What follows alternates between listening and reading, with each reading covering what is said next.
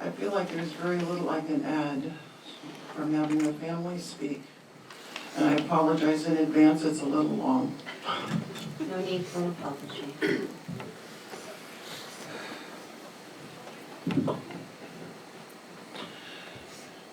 Dear Judge O'Keefe, Your Honor, from the first breath our children take to the last we take, we watch, we worry, we pray for their well-being, happiness, and safety.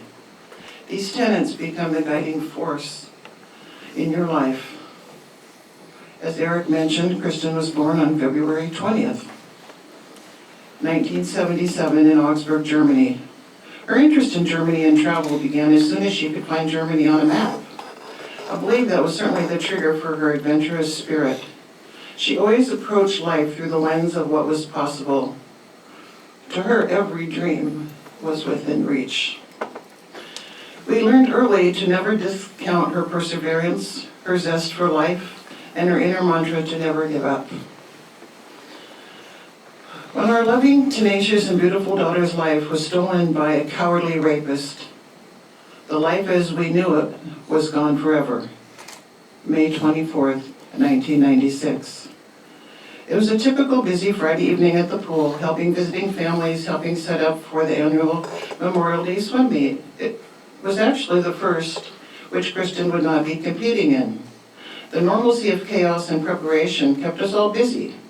It was a rare treat when we got home that night to find a very excited and very happy voicemail from Kristin. She had good news, good news. She usually called on Sunday, sometimes midweek just to chat. I tried calling her back that evening, but there was no answer. I wonder why. I know every nuance of her voice. I went to bed happy that night, having heard the levity and optimism in her voice. What I did not know then was that the next 2 nights would be the last peaceful nights of sleep in my life.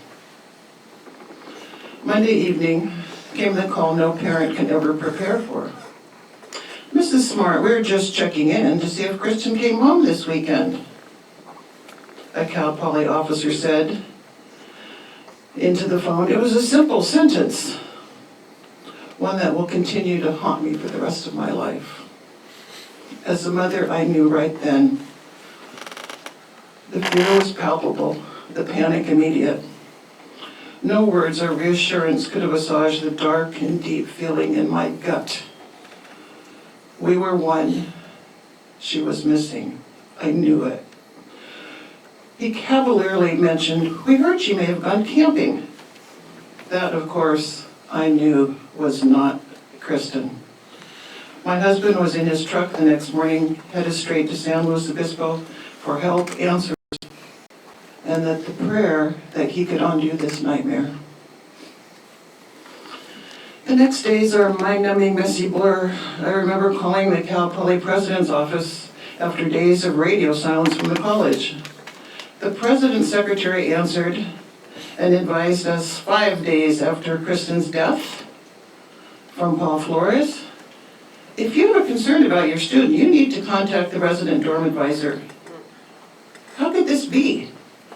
How could the president's secretary not know that a young woman was missing from her campus? It was unbelievable. The complete and utter absence of urgency or communication was totally unbelievable, as well as gut-wrenching. In desperation, I quickly called the Los Angeles FBI headquarters to ask for advice. Telling what I knew, which wasn't much, I was immediately transferred to a sexual assault agent who took the information I had, quickly promised to reach out to Cal Poly. To our shock and consternation, the campus police informed the agent that they didn't need any help. All was under control. She was likely a runaway. Happened all the time. We knew that not to be the case. Days later, we were finally told that, in fact, Paul Flores was the last person to ever see Kristin on campus. In fact, he was the last person to ever see her alive. His nickname, we later learned, was Chester the molester. With every passing day, the dread and feeling of loss became more and more visceral. Would we ever hear her voice, her laugh, feel her hugs? Her hugs were ginormous. See her radiant smile? I tried my best to hold it together for our two younger children, but inside I was panicked and heartsick. My heart knew. My soul would not let me believe. Aching without relief for word of Kristin. How could we possibly live without her in our lives? These thoughts froze and frightened me beyond words. But Paul Flores had no worries. He could have cared less that our family was panicked, frightened, and sick with worry. He had actually stolen another person's life. What did he do? He went to play cool with his friends, shot some hoops, and went to the movies. Oh, and maybe some serious conversations with Daddy.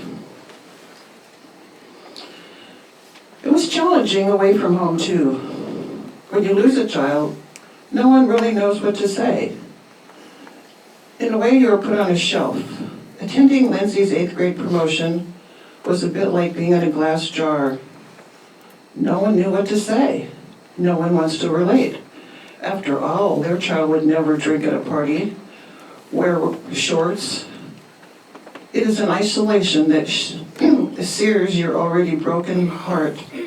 The media victim shaming was relentless, and even more painful knowing that our children were being exposed to these sensationalized articles.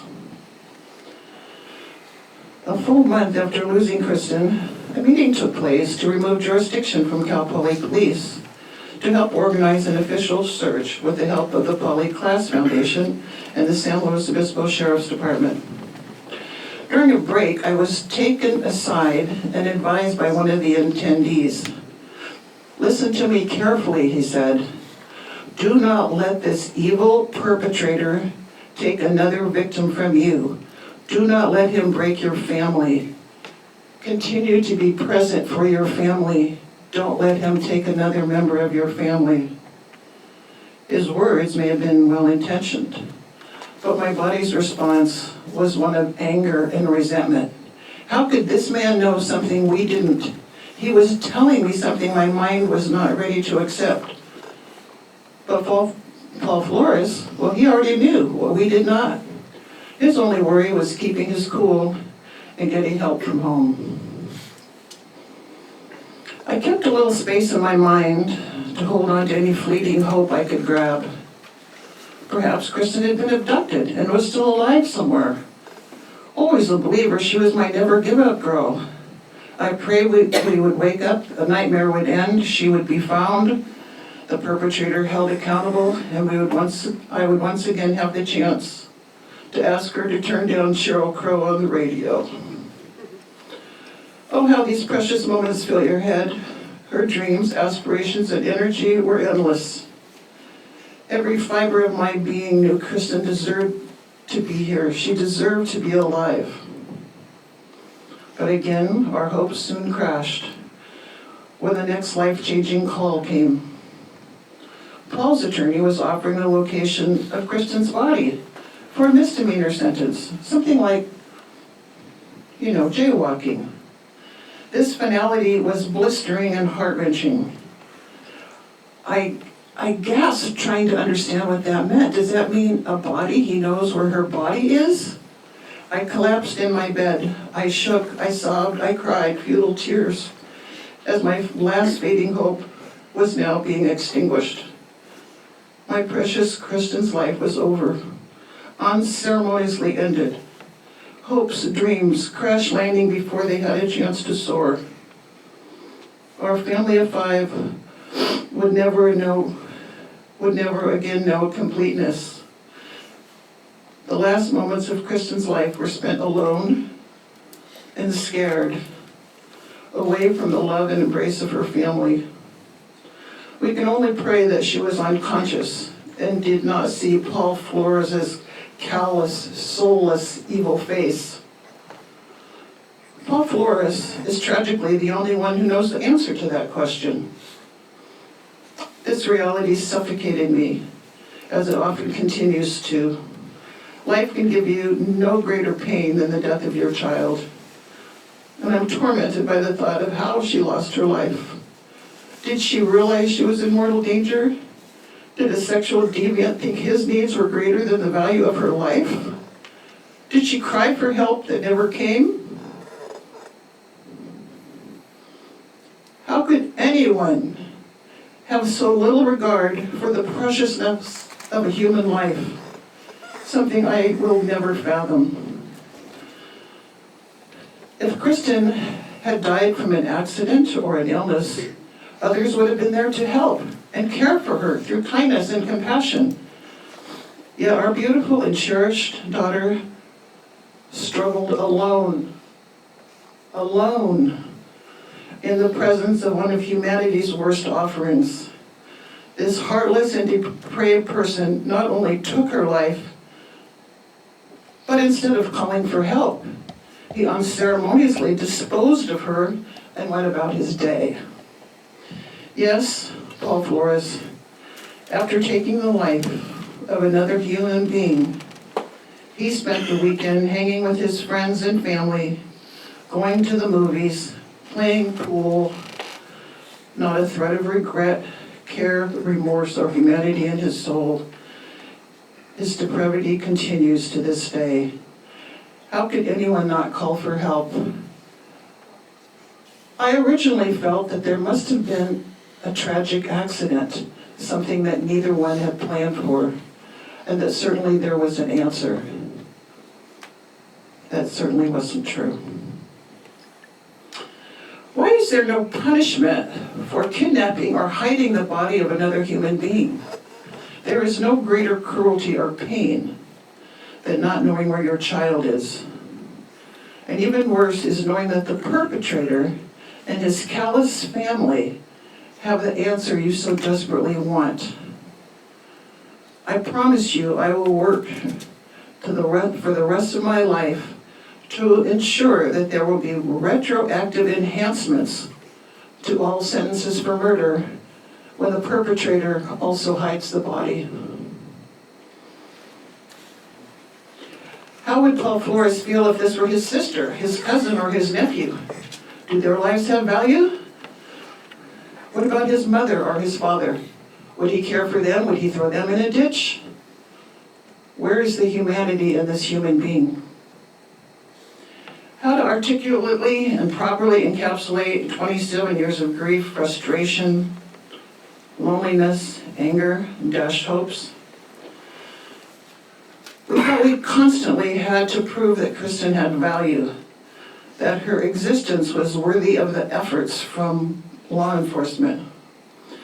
Cal Poly and early law enforcement basically gave Paul a free pass. Well, we all know what Paul Flores did with that free pass that Cal Poly and early law enforcement gave him. We've seen the proof that so many more victims were victimized because of these failed efforts. Early investigators and media worked diligently to find and fabricate personal details of Kristin's life to validate their own theories. She wore a short top, she wore shorts, she had red tennis shoes. Clearly this made her unworthy of the trust and empathy needed to value her life and to look for her. Meanwhile, Paul Flores, free to go about his daily business, blissfully unaffected or concerned that someone he had promised to walk back to her dorm simply vanished from the face of the earth. While others on campus, including some of his friends, searched for her, Paul Flores did not. Instead, he collected articles, newspaper articles about her disappearance and hid them under his bed. The hypocrisy was staggering. Early law enforcement was quick to give up. Sheriff Ed Williams spoke to the media and stated, well, short of Paul Flores telling us what happened to Kristin Smart, this case will not be solved.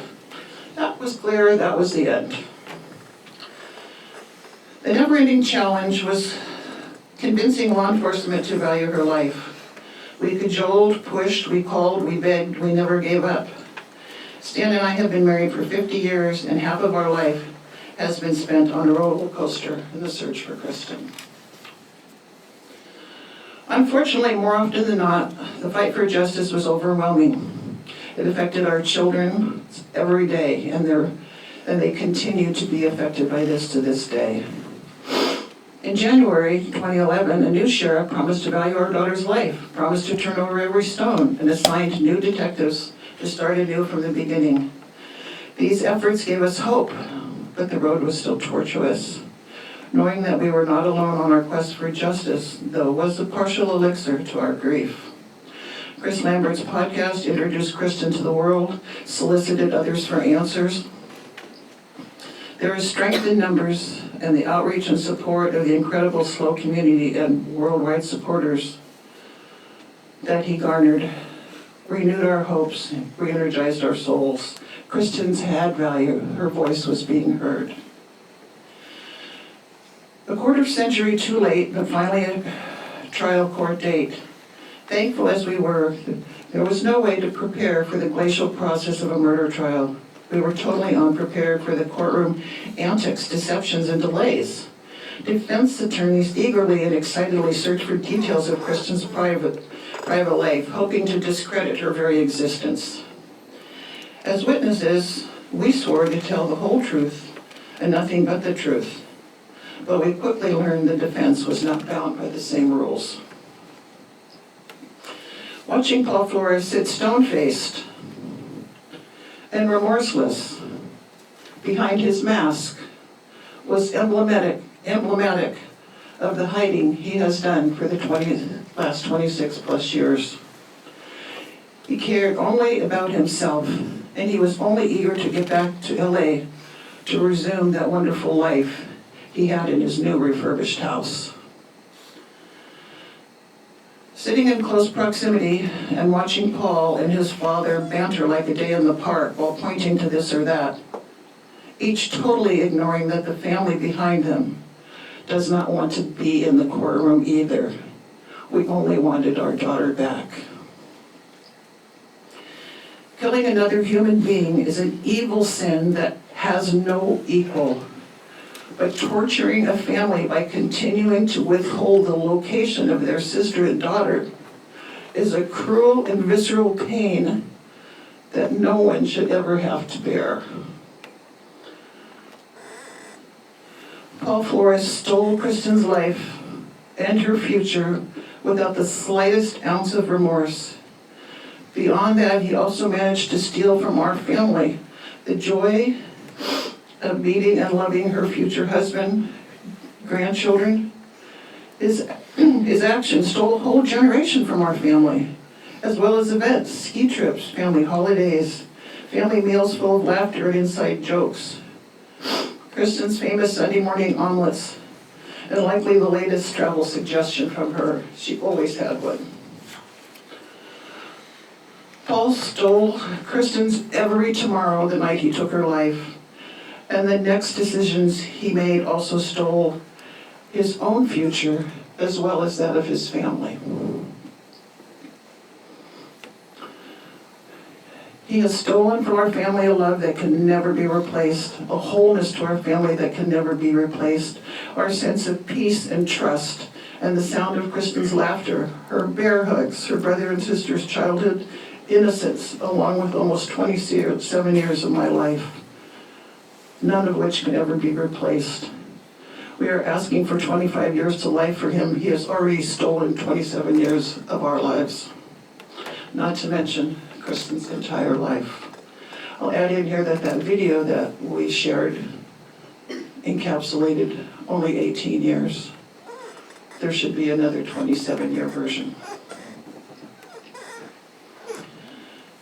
It is clearly too late for us, but Paul, it is not too late for you to tell the truth, to free your soul and your heart from the weight it must be carrying.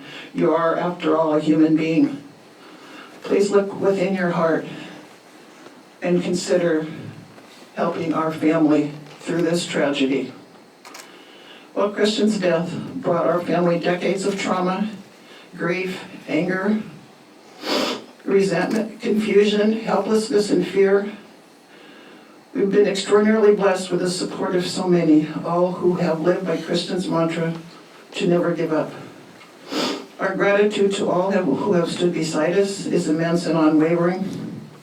The professionalism and commitment of our team to this case has been beyond reproach. The San Luis Obispo DA prosecution team, led by Chris Prevail, not only provided the jury with the evidence needed to convict Paul, but restored our faith in humanity and the human spirit.